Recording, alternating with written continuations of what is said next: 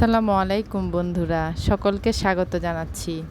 আজকে অন্যরকমভাবে গাটি কচু বা কচুরমুখী দিয়ে রুই মাছের পাতলা ঝোলের রেসিপি করে দেখাচ্ছি। ভীষণ সহজ একটা রান্না আর খেতে অসাধারণ। আমি যেভাবে রান্নাটা করতেছি এই রেসিপিতে আপনারা রান্না করলে এই তরকারিটা হাত চেটে পুটে খাবেন। রান্নার জন্য আমি এখানে লেজসহ মাছের ডিম নিয়ে নিয়েছি। এবারে এগুলোতে একটু লবণ আর হলুদ দিয়ে দিলাম। লবণ হলুদ দিয়ে এগুলোকে হাতের সাহায্যে ভালো করে মেখে নিব। মাখা হয়ে গেলে এগুলোকে 5 মিনিটের জন্য রেখে দিব।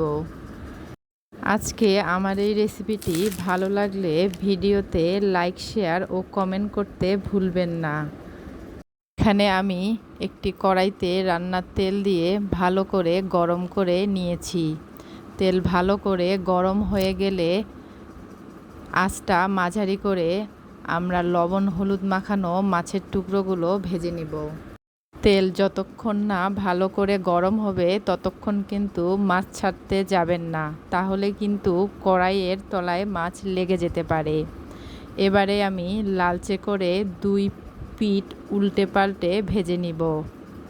হালকা লালচে করে ভাজবো, খুব বেশি কড়া করে এই মাছগুলো ভাজতে যাবেন না। মাছগুলো ভাজা হয়ে গেলে এবারে এগুলোকে তেল থেকে তুলে নিব।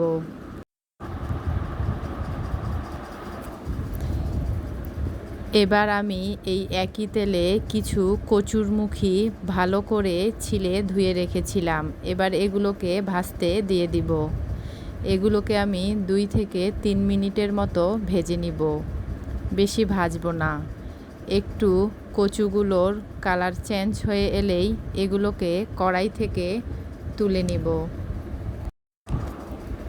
দেখতেই পাচ্ছেন আমি একটু কচুর কালারটা চেঞ্জ হয়ে যাওয়ার সাথে সাথে এগুলো তুলে নিয়েছি। এগুলো তুলে নেওয়ার পর আমি একই তেলে দিয়ে দিলাম 3টি পেঁয়াজ কুচি। এবারে এগুলোকে হালকা লালচে করে ভেজে নিব। হালকা লালচে হয়ে এলে এবারে দিয়ে দিব 3টি কাঁচামরিচ ফালি করে,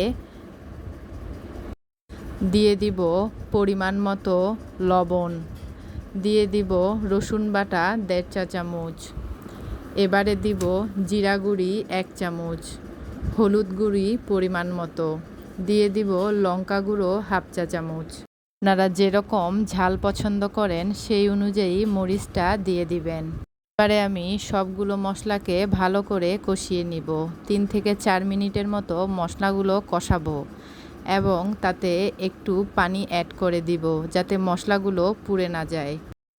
3 থেকে 4 মিনিট কষানোর পর এবারে দিয়ে দিব 2টি টমেটো পেস্ট করে রাখা। আপনারা চাইলে টমেটো কুচি করেও দিয়ে দিতে পারেন।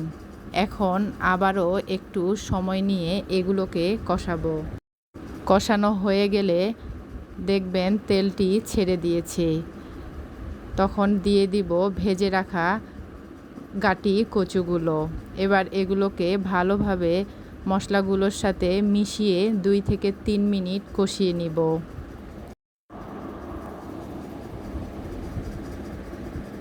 তারপর তাতে দিয়ে দিব 2 কাপের মতো পানি। পানি দিয়ে 3 থেকে 4 মিনিটের মতো ঢাকনা দিয়ে দিব। 4 মিনিট পর ঢাকনা তুলে দিলাম। এবারে গাটি কচুগুলো আমার পারফেক্টভাবে সিদ্ধ হয়ে গিয়েছে। এতে দিয়ে দিব ভেজে রাখা মাছসহ মাছের ডিমগুলি। মাছের ডিমগুলোকে আমি ছোট পিস করে নিয়েছি যাতে এগুলোর ভিতরে মশলাগুলো ভালো মতো ঢুকে। এবারে গাটি কচুর সাথে মাছগুলোকে আলতোভাবে নেড়ে চেড়ে নিব। আলতো করে নাড়তে হবে যাতে করে মাছগুলো ভেঙে না যায়। নাড়া হয়ে গেলে এখানে আমি 3 কাপ পরিমাণে পানি দিয়ে দিব। পানি দিয়ে একটু নেড়ে চেড়ে আমি 3-4 মিনিটের জন্য ঢাকনা দিয়ে দিব।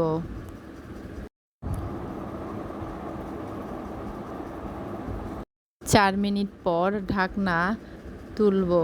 আমি যেহেতু তরকারিটা ঝোল করব তাই দেখতেই পাচ্ছেন ঝোলটা এরকম থাকতেই আমি চুলাটাকে অফ করে দিব। এবারে আমার পারফেক্টভাবে তরকারিটা হয়ে গিয়েছে। এবারে পরিবেশন করলাম। এরকম আরও নিত্য নতুন রেসিপি পেতে আমার চ্যানেলটিকে সাবস্ক্রাইব করে রাখবেন এবং ফেসবুক থেকে দেখলে ফলো দিয়ে পাশেই থাকবেন। আল্লাহ হাফেজ।